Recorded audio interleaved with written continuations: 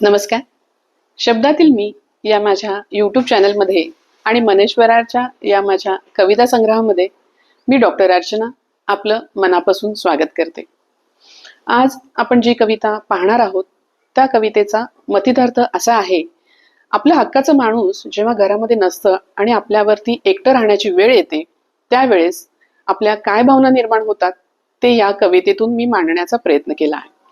चला तर मग पाहूया आजची कविता. तू घरात नसतोस तेव्हा.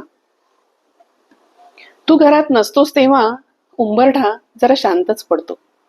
तू घरात नसतोस तेव्हा उंबरठा जरा शांतच पडतो. जणू तुझ्या पावलांच्या स्पर्शाची तोही आतुरतेने वाट पाहतो. जणू तुझ्या पावलांच्या स्पर्शाची तोही आतुरतेने वाट पाहतो. दरवाजाकडे नजर कितीदा जाते. दरवाजाकडे नजर कितीदा जाते. जणू तू आता येणारच आहेस असं मन स्वतःला सांगत राहते. जणू तू आता येणारच आहेस असं मन स्वतःला सांगत राहते. तू घरात नसतोस तेव्हा आरशात माझं प्रतिबिंब थोडं अनोळखी वाटतं. तू घरात नसतोस तेव्हा आरशात माझं प्रतिबिंब थोडं अनोळखी वाटतं. तुझ्या नजरेशिवाय माझं अस्तित्व अपुरच राहतं. तुझ्या नजरेशिवाय माझं अस्तित्व अपुरच राहतं.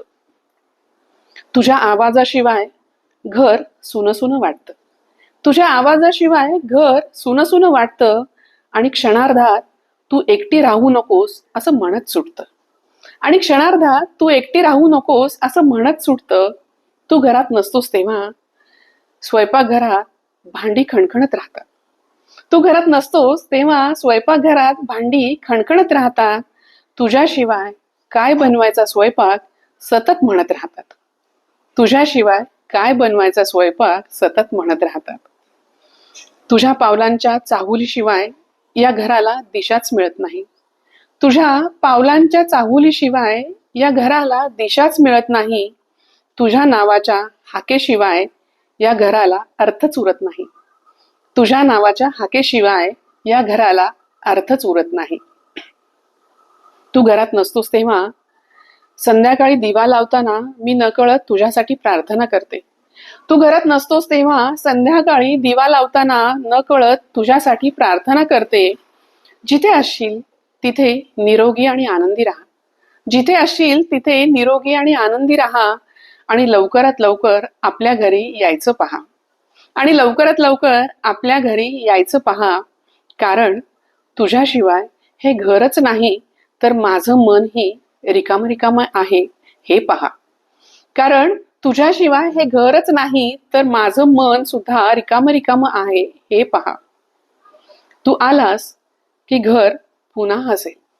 तू आलास की हे घर पुन्हा असेल आणि मन तुझ्या मिठीत सारं आयुष्य आनंदी दिसेल. आणि मग तुझ्या मिठीत सारं आयुष्य आनंदी दिसेल. आशा करते माझी ही कविता आपणास आवडली असेल. कविता जर आवडली असेल तर कवितेला जरूर लाईक करावं. चला तर मग पुन्हा भेटू पुढच्या गुरुवारी एका नवीन कवितेसह किंवा एका नवीन विषयासह. तोपर्यंत धन्यवाद.